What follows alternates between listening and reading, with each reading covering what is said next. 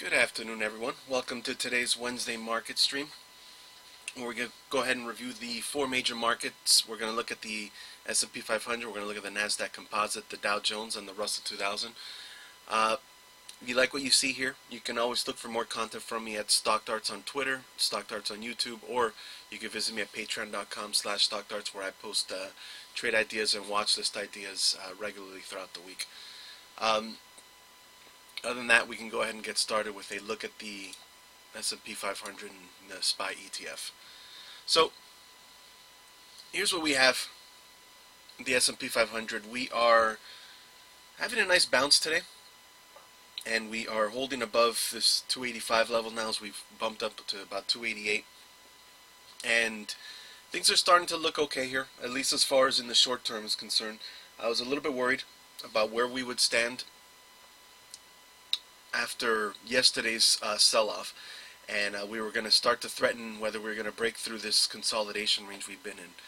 For those that maybe don't know what I'm talking about,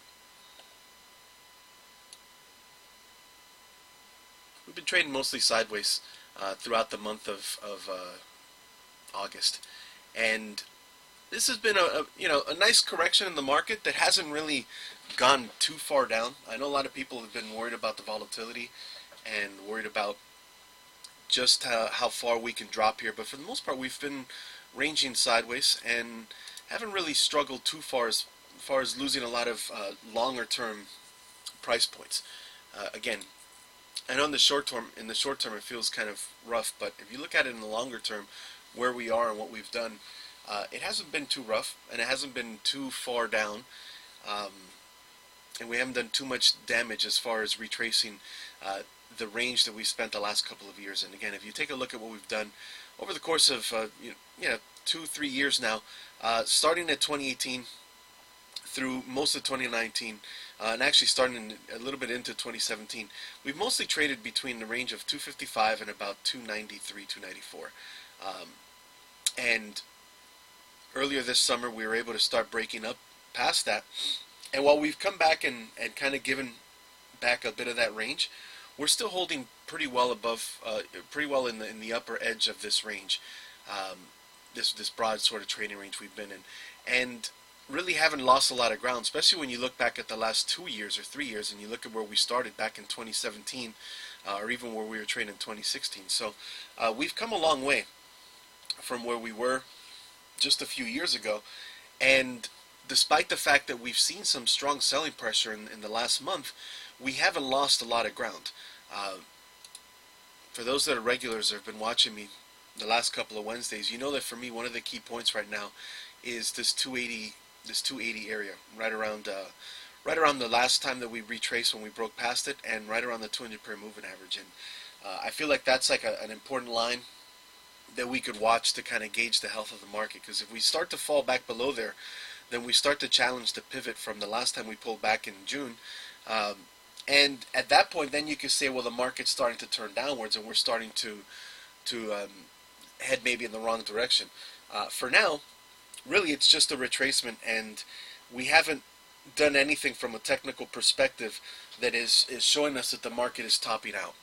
That's not to say that we can't possibly top out here. Maybe this is the beginning of what could be a top, but I think at the moment we don't have enough damage to the chart to say that that's the case. So we have to assume that the previous trend is still the correct trend, or the correct sort of, the market's going to continue persisting in the previous trend. And if that's the case, then we have to assume that we're going to start trying to push higher, whether it's at the end of this week or whether it's in the next month or two. But until we see a definite shift and a definite trend change, we have to assume that the market's going to continue trying to climb, and trade assuming that. Now, we still should be careful. For those that are regulars, you know that I've been trading pretty sparsely over the last couple of weeks and have been focusing more on other areas where I might find a little bit more value. I've been doing more option selling than anything else. Those that were here last week, you'll know I also recommended maybe looking at areas of strength like gold rather than focusing just on regular equities. And a lot of the gold and silver names actually popped quite a bit from last Wednesday to this Wednesday. And until I see a nice change where I could say that we've definitively found a bottom here and are ready to go higher. I think we're going to continue I'm going to continue to recommend to be cautious. Um, in my mind, right now, we have two areas that we can look at that can give us a better idea of what we want to do with the market. And the first is this sort of range around 283 to 284 that's kind of served as a bottom for us. If we lose that, then we know we need to be more careful. We know we need to start reining in our risk even more, and start looking at how to reevaluate where we stand in the market. As far as getting excited to the long side, I think if we can clear 293, that's a good place. Now, if you are getting itchy and you want to trade to the long side, or you're looking for a bounce play, we're starting to find a bottom here. And if we could build off of that, then there should be some bounce plays that come in. Now, yesterday and Monday, when I was scanning through charts looking for trades, I went over at least 300 to 400 names, and I didn't really find much that I liked. Those of you that are my Patreon subscribers, you'll see that I posted a video yesterday, just giving you a quick perusal of my watch list and what I'm seeing, and there's really not a lot right now. So despite the fact that the market is actually holding up okay, underneath the surface, there's still a lot of charts that have turned in the wrong direction and are breaking to new lows, and so overall, it's becoming harder to find good trades, which means that the market probably is still kind of stuck range bound, or still trying to correct. And until we see better setups, we should probably continue to be patient and wait for the higher probability trades to start sort of identifying themselves, at which point we'll have a better idea of how to trade, and we'll have better trade ideas that will give us better chances of success. So I think that for now, I'm still recommending a sort of a cautious approach. Once we break above 293, if we can get back above this 50-pair moving average, then that should lead to a challenge right back to previous all-time highs. And at that point, we should be seeing a lot more charts that are appealing and giving us better risk-reward opportunities. Now, until then, we just have to wait. Now, if we consolidate for another couple of days and then start to push upwards, that might give us an opportunity to go long again. So, like, let's say we have something like this, or actually even I could say this, and we get another day or two so that the risk reward is okay, and then a breakthrough, we can maybe play a short swing trade looking for a move back up to 293 with good risk reward. The problem right now is if we have a nice strong day tomorrow, then the risk reward's already shot, as we'll be approaching the top of that range right away. So for those that are cautious and you're trying to figure out, well, when is it a good idea to trade? If you are willing to be patient, the best idea right now is for us to eventually push past 293 and then come back and retest. At which point that would be probably the highest probability setup you can get as far as being in a bullish environment and having good support to go ahead and trade. Now, not everyone wants to wait that long to trade. My question to you in that case is, are you trading to make money? Are you trading because you like the feel of trading, you like the action? And you want to make sure that you have an edge, right? You want to make sure that the market is giving you, that you have a better probability of success than whatever the other side of that trade that you're taking is. So you want to be patient. You want to make sure you have the right opportunity. Now, that said, not everyone's going to be that cautious, and not everyone's going to wait 2 or 3 weeks for what could be a scenario to play out that might not ever play out. If you're looking to go long now, if you feel like we found, today looks like a nice change in character in the market. And it could be that we found the bottom again of this range and are ready to come right back up to the top of that range. If that's the case, then what you need to do is look for charts that give you good risk reward, and are setting up in a similar pattern where they're finding support, and you can see a reversal pattern at the bottom of that range that gives you a good entry. So there are chances that we could find trades that are worth looking at. But for now, as far as the market's concerned overall, I think we're still chopping around, and yes, we're at the bottom of that range, but I don't know if this one candle is enough for me to really get too excited about playing a lot of taking a lot of trades to the long side. I'm still kind of taking a couple shots here and there. I still think premium selling is the best trading opportunity right now, and that's really the only kind of trades I'm taking with market equities right now is range bound premium sells. So stuff like iron condors, covered calls, calendar spreads, things that take advantage of a market that I expect to continue chopping back and forth. All right, so if we look at this S&P 500 again, I mentioned two key levels, which I think are the two most important in the short term, which is 293, and at the moment, really around 285, which is the edge of this ascending trend line that we're starting to form. If we lose that, this is the major area here. To the downside, we don't want to lose this area. If we lose this area, then I think it's a quick hop right back down to 273, and we'd likely probably push a little bit below that, which would shake out a lot of traders, but would also change the technical characteristics of this market. At which point we'd be a little bit more, we'd be in a little bit of a different environment, and would likely mean that there's more selling to come. Now to the upside, as I said, if we can break past 293 to 294, then we should head pretty much to all-time highs, or maybe even just a little bit below there. But we should make our way back towards that range. And as long as we stay above 293, we're going to be in what I think is a pretty bullish environment. But again, that's a little bit ahead of ourselves right now. I don't think that's where we are. I think that we're likely to head back up there again and then see what happens as we bump up into that.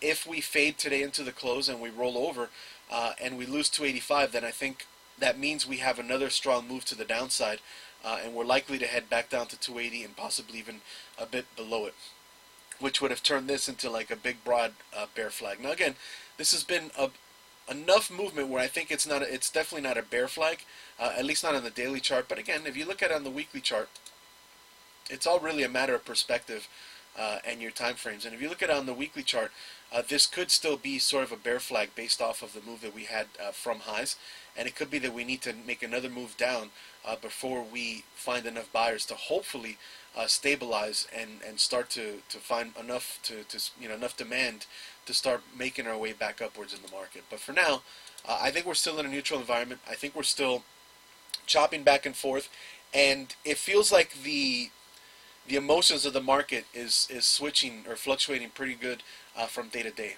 So today things are a little bit more hopeful, but yesterday things were looking a little bit more dire, and I could the pulse that I was getting was that people were expecting us to head lower quickly. And hopefully with today's change, we're at least back to neutral and a little bit more of an optimistic environment.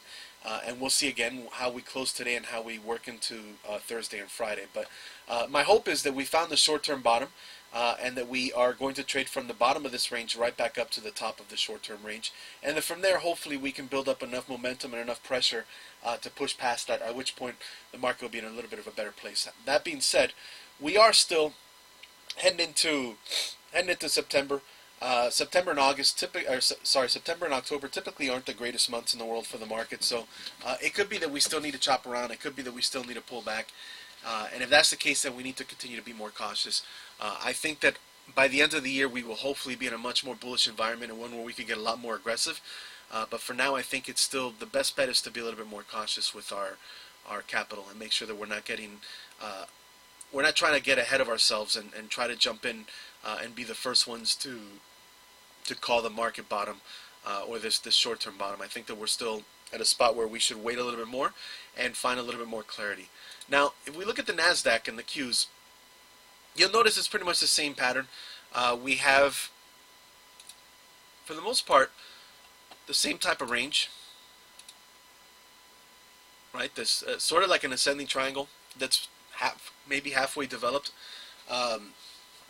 And again, same as the S&P 500, we were able to find a bottom today.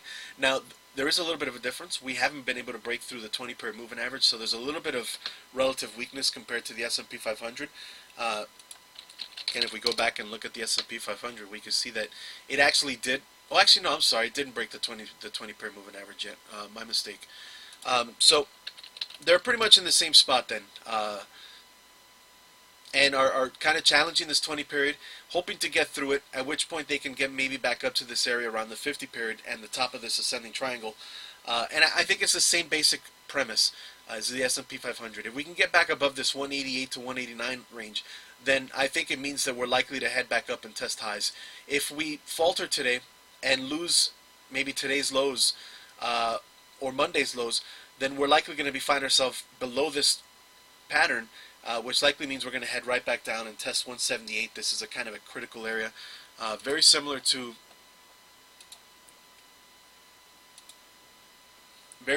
what we're seeing on the S&P 500. This is the range that we need to worry about.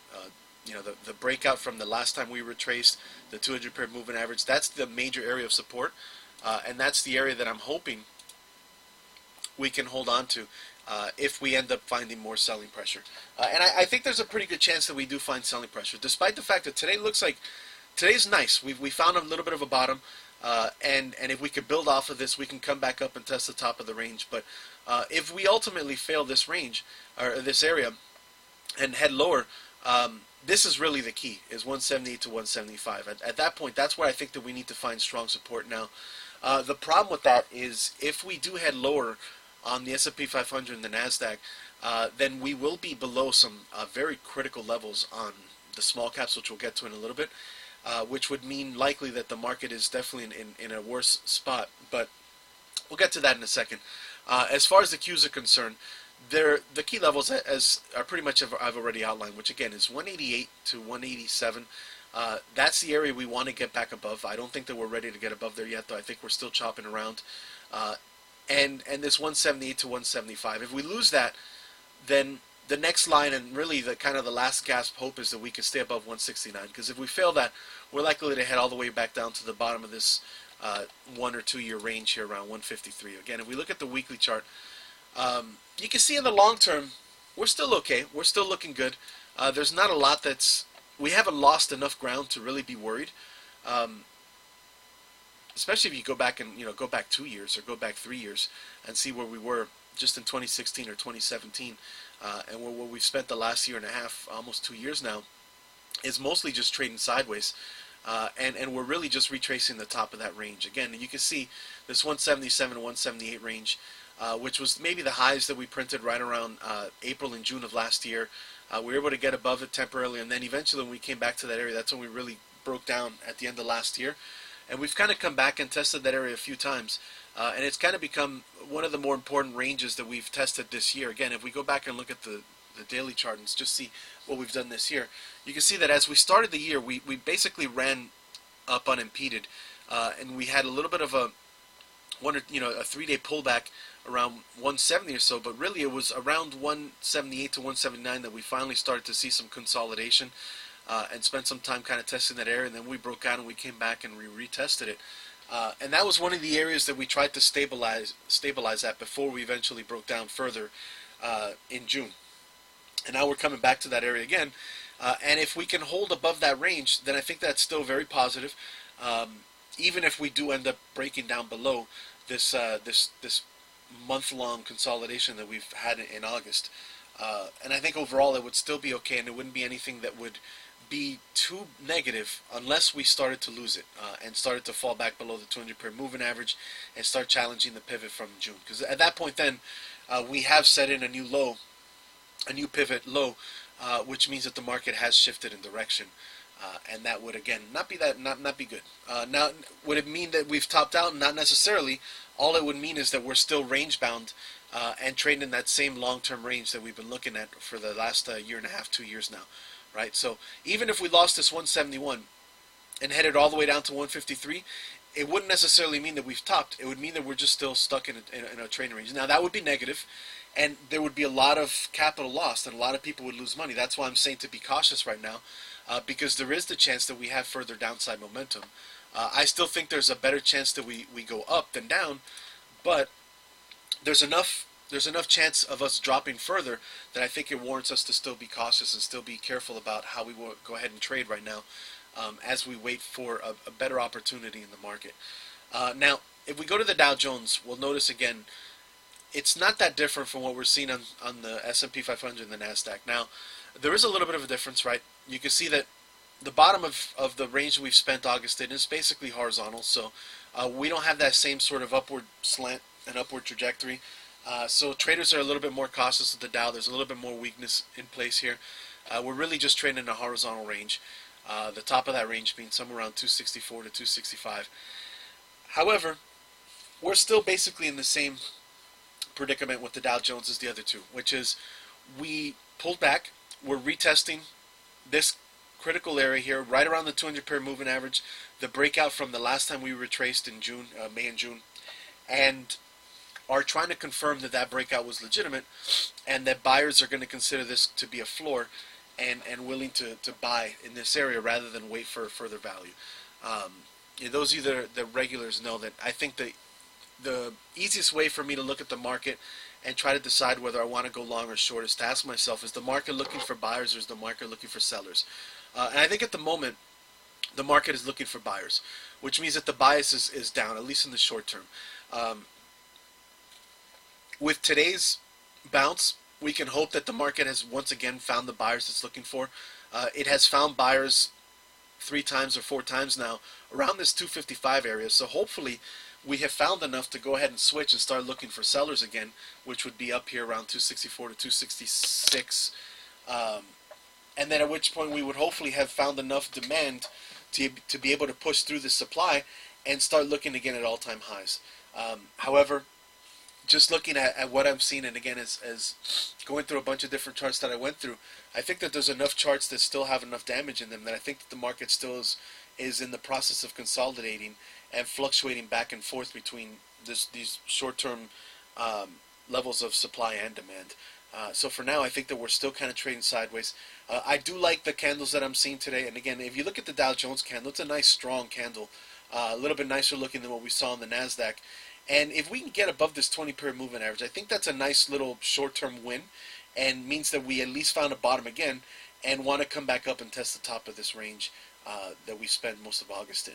And if that's the case, then again, we maybe are finally ready to push forward and start to kind of reclaim this 265 to 266 area. And again, if we look at all three of these last 3 indices, if we look at the S&P 500, the NASDAQ, and the Dow Jones, especially if we look at it on a weekly chart, we're not that far away from a very strong possibility of a really good rally, right? If we are holding,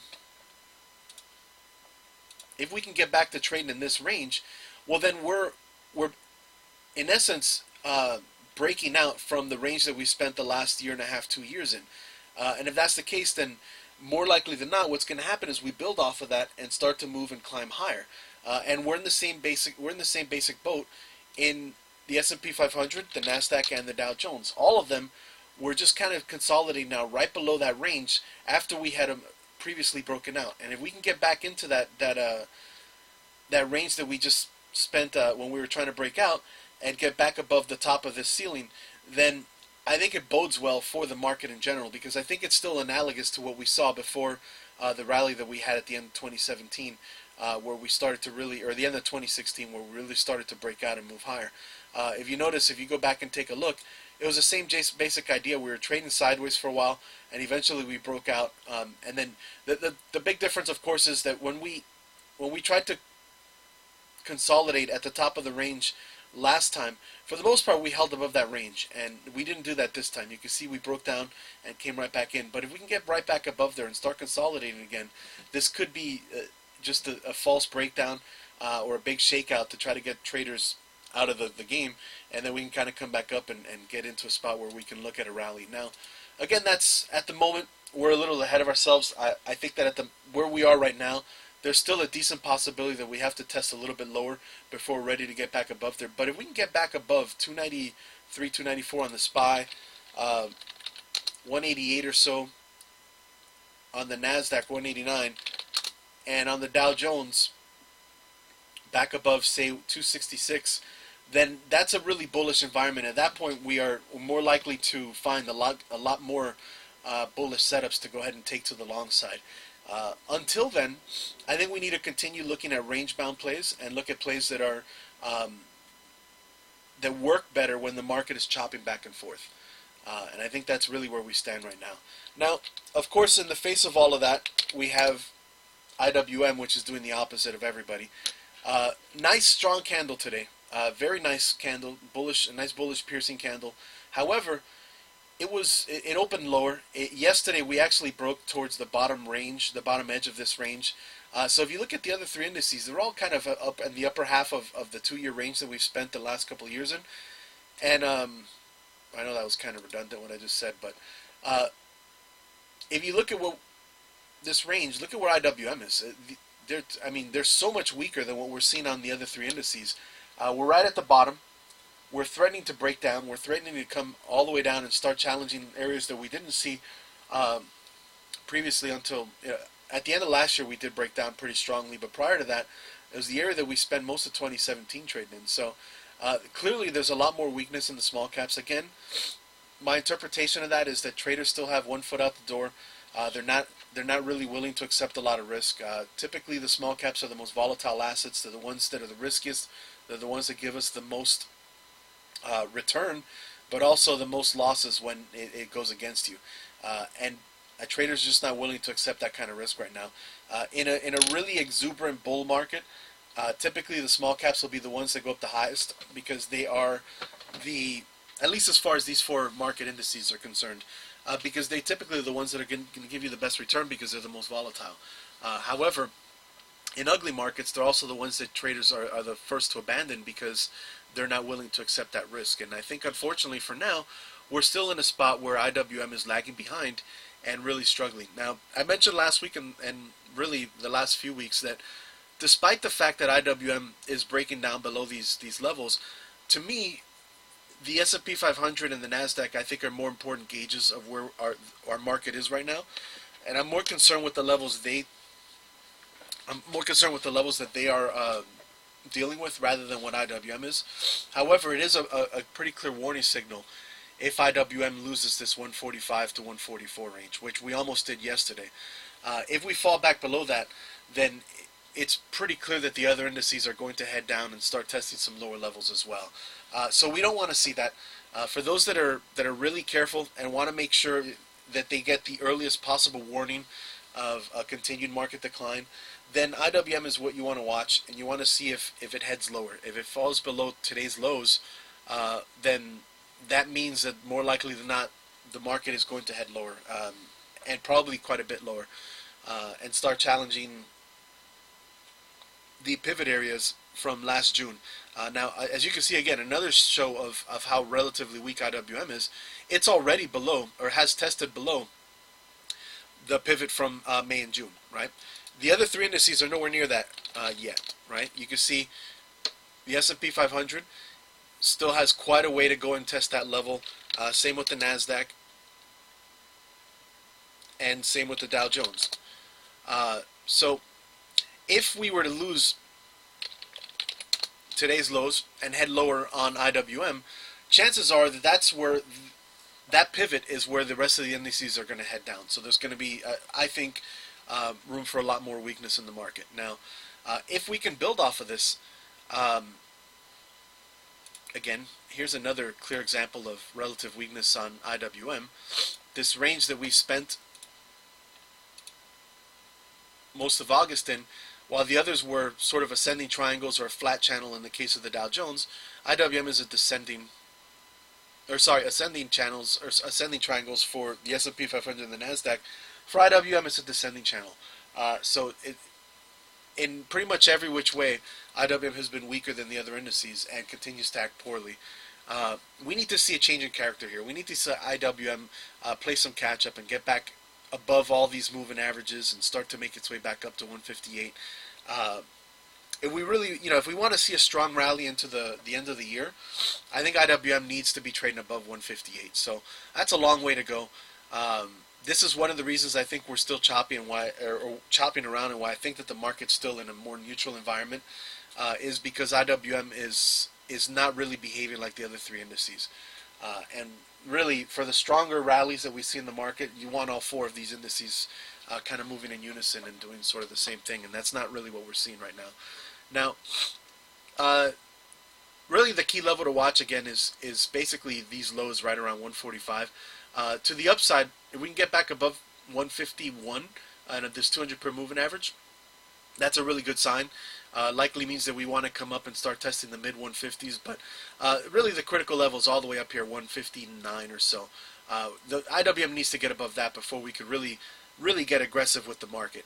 Now, that being said, again, I think if the other indices are behaving well, then I'm more inclined to go ahead and believe them and start trading more to the long side. I'm not going to wait for IWM to get to 158 before I start trading again more aggressively. I think if the other indices do enough to convince me to go ahead and start trading more aggressively, I will. And like anything else, really the key is to search out for relative strength and weakness. Uh, I know sometimes traders get a little enamored with trying to buy lows, and in something like this, they'll think to themselves, well, the small caps have been weak, but they're at better they're going to give us better risk reward because they're at lower prices, so we have more upside. And that's really not necessarily the case because they've been weak for a reason, and we're not going to necessarily get a strong bounce from them um, just because they're lower. I think it still makes sense to go ahead and focus on relative strength, uh, and try to seek that out rather than just try to go for the weaker names because they're lower. So for the moment, I'm not focusing on small caps. I'm going to be looking at trying to figure out where the relative strength is and try to follow that rather than just trying to look for the lowest names or the names that are the lowest just because theoretically they can move up higher. So that means for the most part we probably want to stay away from IWM if we're trading to the long side or small caps. Now that being said, if you're someone that is more bearish than I am, and you think that basically we are still setting up to roll over, well then you want to focus on small caps and you want to look at names in IWM that are setting up at spots where they can give you a good short trade, rather than trying to catch something on maybe the NASDAQ just because it's higher up. So basically the same advice but reverse. If you're looking to short names, then look at relative weakness. And the easiest place as far as the four major market indices is concerned is IWM. All right, so that's the four major markets. I wish I had better news to give you guys. I think the best news we could say is that in the short term, it looks like we found a bottom, which means we probably are going to rally at least into tomorrow and hopefully into Friday. And we'll see how we close Friday. I think Friday will be a good gauge to see whether the market's willing to accept risk into the weekend or if it sells off. And waiting for Labor Day and for the shorter week next week. Typically, these little holiday weekends are usually okay. They're usually a little bit more benign. So hopefully we get a nice little drift upwards into the top of our ranges, and we close the week strong and maybe set up for a potentially stronger move into next week. We'll see how that works out. But in the short term, it looks like we found a bottom. And we're hopefully at least out of the woods as far as probing lower for the next few days.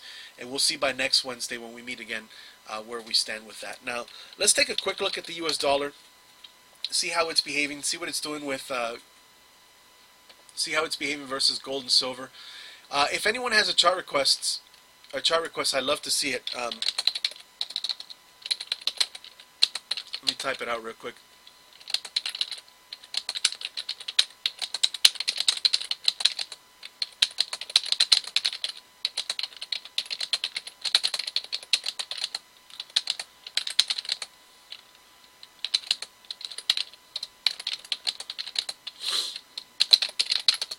Alright, so if anyone, again, if you guys have a chart that you're looking at, any potential trade that you want me to examine, feel free to put it in there.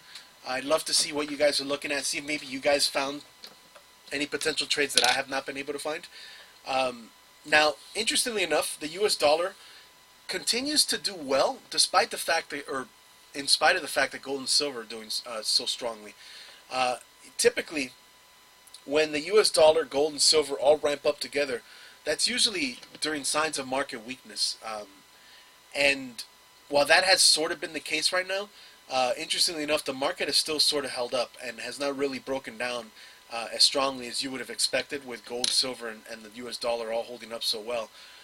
So I think that the market's still in a state of flux, and we're still trying to figure out exactly where to go next. But as you can see with the U.S. dollar, we did have that one big drop, and then we kind of negated it as we started this week. And with today, we're actually gapping a little higher. So overall, the U.S. dollar is still holding very strongly, and actually is still threatening for a bigger move to the upside. You can see it kind of held this trajectory again, and in the very short term, with today's little gap up, is actually starting to make its way higher. So overall, I think again this is showing signs of a pretty bullish U.S. dollar. Now, if we look at the Euro U.S. dollar cross, and keep in mind again, this is inverse because this one's priced in euros. So down is strong for the U.S. dollar, and up is strong for the euro. The euro attempted to bottom out again uh, and had a nice strong move to get back above 111 to 112, which was a pretty critical move. Uh, but it faded it very strongly over as we started this weekend. It's coming right back down, and again, it's really challenging a pretty important area. It couldn't hold above this 112 or 111 really. Um, yeah, 112's up here. It couldn't really hold above 111, and dropped again, and is really threatening a bigger breakdown. And if we lose this level in the euro, then that means that the U.S. dollar is going to really rip higher. So we're still at a very critical juncture here. As you can see, we're still challenging this intermediate term downtrend.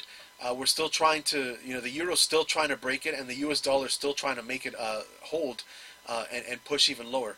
If we lose this value again, I think that that's a big move up for the U.S. dollar, and the euro is going to really tank, which would likely mean that gold and silver are supposed to retrace.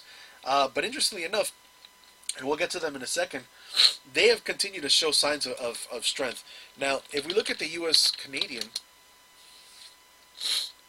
you can see that it's held up. It's not quite in the same strong area as what the U.S. dollar or the UUP index is, but you can see it's trying to maintain its trajectory as well, and it's trying to stabilize. It has found a lot of selling pressure around 133, and we're getting towards the apex of this this pattern, and we should get a strong move in one direction or the other, depending on whether the U.S. dollar wants to continue rallying versus the Canadian or not.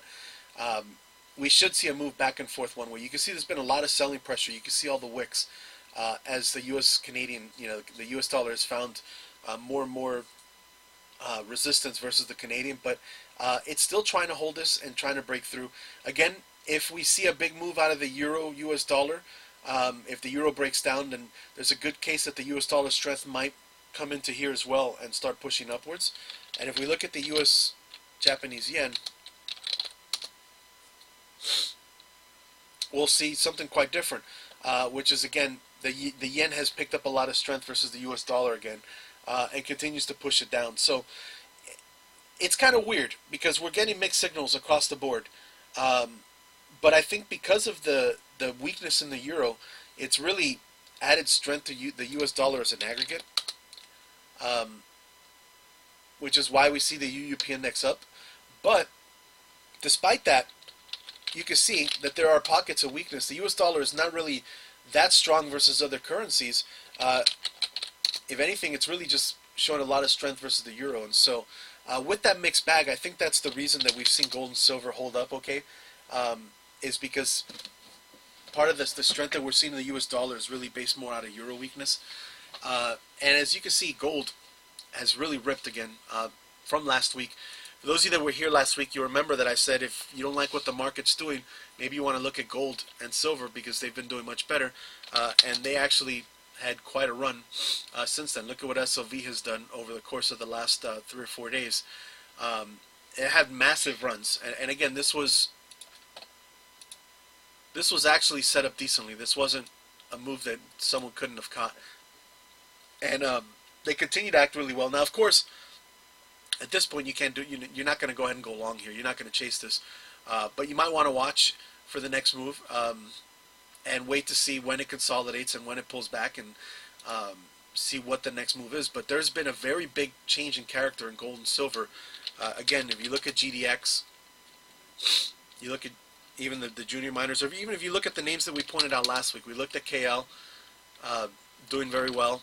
We looked at Barrick Gold, which is also doing very, very well from last week. And I believe the other one we looked at was IAG. And even that one has had a pretty nice move.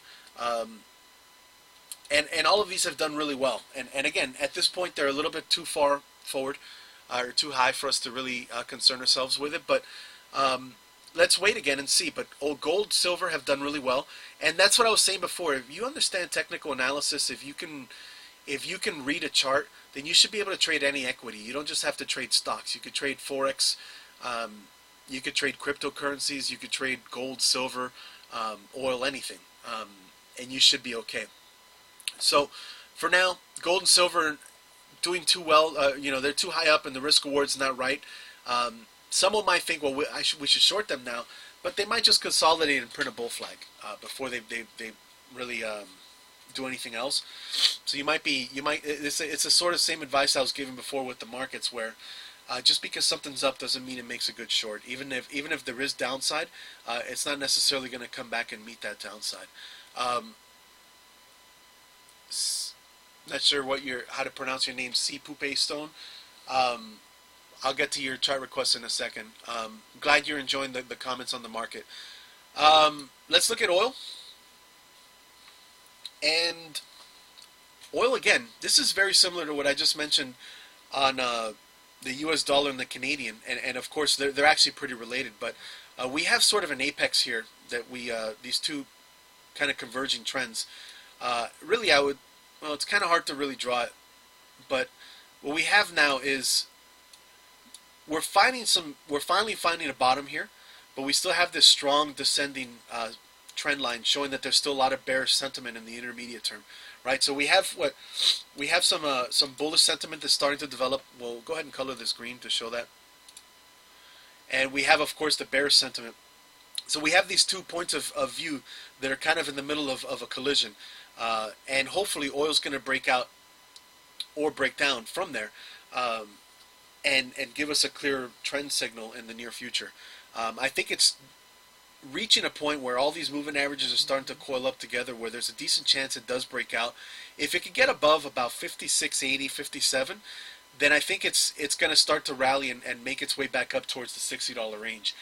If it fails yet again within this red trend line and breaks the green one, then we're likely to head all the way back down to about 50 to 51. So we're reaching a point where oil's going to have to make a move in one direction or the other. And if it does break to the upside, while of course that's going to be poor or bad for any of us that want to, that want lower gas prices or don't really want to pay extra for gas. On the bright side, that will likely mean that there are going to be some oil names in the market that will follow this upwards and maybe give us another area of strength that we can start to look at. Now again, at the moment, those oil names are not doing great because oil has done pretty poorly. But if we start to see a shift in character, that might be an area of the market we could look at and focus on if they start to follow oil upwards, in the assumption that oil does break through 57. Again, if it doesn't, it could head all the way back down to about 50 to 51. All right, so that's oil, gold, and silver. They've, at least for gold and silver, they've given us much better moves in the market. Oil, again, chopping around just like the market, but maybe a little bit more likely to give us a clean move in the near future. All right, so let's go ahead and move to the chart request. And again, thank you, CPP Stone, for asking for some charts. And I'm glad you enjoy the macro. And hopefully for those of you that are in here, I'm hoping you guys enjoy the fact that I go over the markets rather than just, some people just want stock picks. And the truth is that if you don't understand the type of environment you're in, then you don't really understand the type of trades you should be taking. I'm a strong advocate of trying to match my trading to what the market's doing. It doesn't really make sense when a market's chopping back and forth to try to trade momentum higher, right? Or to try to trade like breakouts from bull flags and from new highs. When the market is chopping, I think it's much better to go ahead and trade range bound and to try to take advantage of what's going on. So that's why I spend such a good amount of time trying to analyze where we are with the market, is because it gives me a better idea of how I want to go ahead and approach it and trade it. So let's go ahead. You want to look at Costco first of all. Now the question I have for you is, are you in a trade, or are you looking to enter a trade in this? Or do you just want my general thoughts on the chart? Because that could change what I'm looking at here. So for instance, something like this, I would say, well, stay away because it already broke out. And it's not going to give us good risk reward. But if you're already in it, maybe you want to know if I think it's time to take profits on it, or what you want to do. So if you have any extra thoughts on these two charts as to why you're asking for them, let me know. And I'll give you my thoughts on what your personal situation is, rather than just what the chart is. Now, that being said, Costco had a huge move these last couple of days. Was that because of earnings? Let's pull up Option Slam real quick and see if they had a late earnings report.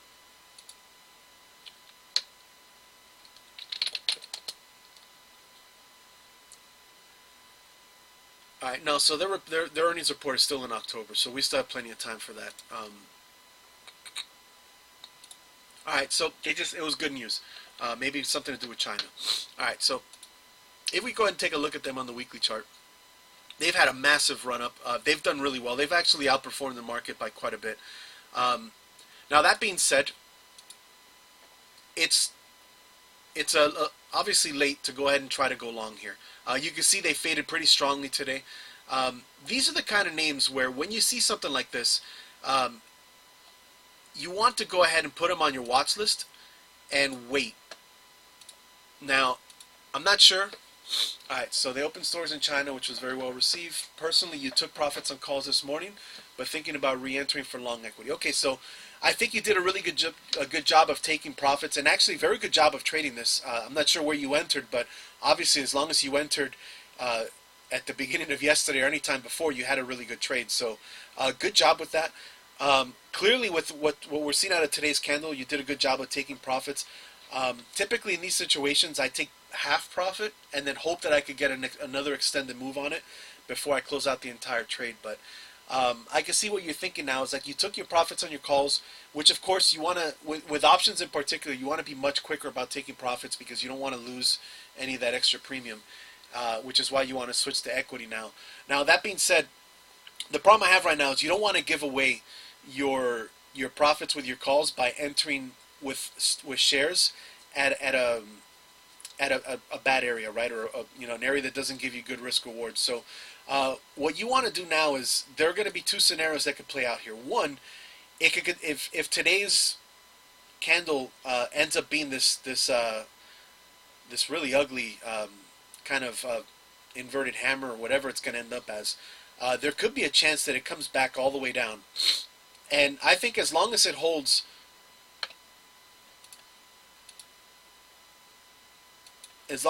above this 280 area, this is a really good spot that gives you great risk reward. Now, that being said, more likely than not, it's not going to come all the way down here, at least not initially. What's probably going to end up happening is that it's going to print the bull flag. Probably something like that. Now, we can go ahead, maybe if we look at a 30-minute chart, get a better idea of where it is. Maybe something somewhere in this area. It could even be up here. I think it's too early to tell. But my suspicion is that it's something like this. And so if you really want to go ahead and just sort of replace the calls that you took with equity, with shares, then what you want to do is maybe wait for the bottom of that bull flag to start to develop and then buy at the bottom of the bull flag. Now, if you're more cautious and you really don't want to give away any extra profit, then you might want to wait for a move all the way back down here. That might not happen. I think some of it depends on whether you're looking at a long-term hold or a long-term trade, or whether you're just looking to continue your swing trade. If you're just looking to play off of the upward momentum of your swing trade, then you want to go ahead and play off of the bull flag. If you're looking to sort of replace those calls, but you want to hold this longer term because you like the way this thing has behaved, then you will probably want to wait for a more substantial discount, and you probably want to wait for a retest and a sort of validation of this breakout above 280 and kind of hold up there. So I would say those are the two areas you want to focus on. I think it's too early to go ahead and do that. I know sometimes you get sort of seller's remorse when you get rid of a name that went up this strongly, and you want to just go ahead and get right back into it. But I think it probably makes sense, especially with the way this market is behaving, to be more patient and wait for the bottom of this bull flag to set up at the very least if you're looking to just kind of retrace it and play it back up towards the upper edges of that range. Okay. If you want, we do this every Wednesday. If you want, you can even come back next Wednesday and ask again, and we'll take a look and reevaluate and see where it stands compared to where it is now. But my suspicion is, especially the way today's candle is, this is a pretty negative candle. That doesn't mean that it's going to top out and head all the way back down to 80, but it means that it probably does need to consolidate a bit further. So wait to see where this bull flag sets up in the next few days, and that should at least give you a short-term support range that you could go ahead and play, at least as it goes back and forth, consolidating off of that big move. Okay. Now let's look at Shopify, right? All right, Shopify good again. Now, is this one you also went long earlier, or is this one that you're looking to play? This is very similar. Um, no problem. I'm glad you. And again, thank you for participating. I really appreciate it when the viewers come in and ask um, for me to look at stocks. It gives me a lot more. It gives me more stuff to talk about, and a lot of times it gives us a it's kind of a launching platform to further get other discussions into place. So you're holding shares on this one, and you're long. Um, and is this a long term holding for you? Something that you're very happy holding? Because if it is, then don't bother letting go yet. I think it's doing very well. It has basically just been trading upwards. I mean, it's you can't even really draw a channel because it's been holding up so well. Um, Again, if we look at the weekly chart, it's really now that being if you look at the weekly chart, it's starting to get pretty overextended, right? But that being said, these are the kind of names that, in my opinion, when they're doing this well, um, all I do in these scenarios is sell calls against it, and take extra income off of it. Uh, and Honestly, it's doing too well for me to go ahead and say. I mean, I don't know what your goal is with this. If it's a long term holding, then just hold it because it hasn't done anything for you to doubt this and for you to go ahead and take profits. Now, if it's a swing trade or if it's a trade that you are getting nervous about holding, then and you feel like it's going to retrace because there's a pretty good chance that this is getting ready to retrace. There's a pretty good chance it needs to come back and test the 20-period moving average, possibly even come back down into the bottom of this channel or test the 50. So there's a good chance that this wants to retrace, but this hasn't shown any signs whatsoever of a trend shift. So I don't think it's anything to worry about in the long term. Now, in the short term, if you're worried about a pullback and you don't want to give up any profits, then there are two ways of doing something about it. One is to just close out part of your trade. I'm not sure how many shares you have, but let's say you have 500 shares. Maybe get rid of 100 shares, maybe get rid of 200 shares, or sell calls against it. So again, I don't know how many shares you have of this. I mean, maybe you have 100 shares, maybe you have 50 shares, but if you have at least 100 shares, maybe sell a call, and that would give you extra premium on it. And if it continues to get back above 400, then you take the extra premium and you can close out your trade that way, or you can roll it up if you really don't want to let it go. I don't recommend that if you're not comfortable with options, but if you are, I think that this is probably in a good place to go ahead and start selling calls. I think that it's starting to get a little bit overextended and likely needs to consolidate until it climbs again. It just had a really nice run up, 1, 2, 3, 4, 5, 6. So the last 7 days, it's gone from 360 to about 400. So there's a good chance that it needs to stall out here. And this is around where I think it's a good idea to start looking at maybe taking some premium on it, um, and taking advantage of the fact that it's likely to consolidate for the next week or so. But I think it's doing great. So I don't see any reason why you would want to let this go, unless, like I said, you're worried in the short term. And if that's the case, then take profits and maybe look for a re-entry as it comes back to the bottom of this channel. Okay. Now, again, like I said, a lot of this depends on what your overall objective is. If it was a swing trade, then maybe you just want to take profits. But if it's a long-term holding, then you probably want to hold a little bit more. But again, if it's a swing trade, if you entered, say, around 380, then you don't want it to come back. There's going to be a different idea of what you want to do, depending on whether you've been holding this for the last 3 or 4 months, or whether you've been holding this for the last 3 or 4 days. If you're holding for the last 3 or 4 days, then I think that you're in a tougher spot because obviously it's given back a lot of it recently. Today's move down has given up a lot of that move. But if you're holding it from anywhere in the lower 300s, I think you're fine. But if you held it around if you bought it around 380 or so, then maybe you want to look at if that's the case, if you just bought this recently, then just put your stop in place and hope that it doesn't stop out and hope that it comes back up and tests 408 again. Okay, I think that's maybe the best way of looking at it. If it's a short-term trade, if it's a longer-term trade, then just hold it and just try to figure out if you want to take premium off it.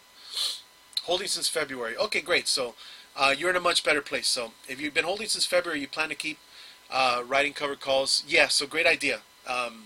It, if you've been doing that already, even better. But yeah, that's the best idea. Try to collect rent on something like this, but let it keep working because it's working great for you. And by the way, thank you for coming. I don't think I've seen your name before, so hopefully this move to Twitch can get me to start seeing some new traders and some more blood in here. We were kind of stagnating in the other place that I was at, so hopefully we can start growing and getting more interaction. And if we get enough viewers, I could probably start doing these streams more than once a week. For now, I basically do these on Wednesday, but hopefully as we get more and more viewers, maybe we can start looking at doing some extra streams throughout the week. Maybe we could do some watch list stuff where we screen for stocks. We'll see. All right, so thank you guys, anyone that participated. Again, I want to say for anyone that likes what you saw today, if you visit me at patreon.com/stockdarts, I post trade ideas on there, usually 1 or 2 a week. Usually on Mondays and Tuesdays, I'll give ideas of stuff that I put on my watch list. Some of it is behind a subscription, some of it is not. If you're not happy with that, then don't worry about it. You can always follow me on. You can always watch me on Twitch and be cool with that. If not, then you can go and if you really like what you see here, go ahead and check out what we have on Patreon, and maybe you'd like to go ahead and subscribe, even if it's just to the smallest one. Other than that, thank you all for participating. Thank you those that came to watch, and we will meet again next Wednesday.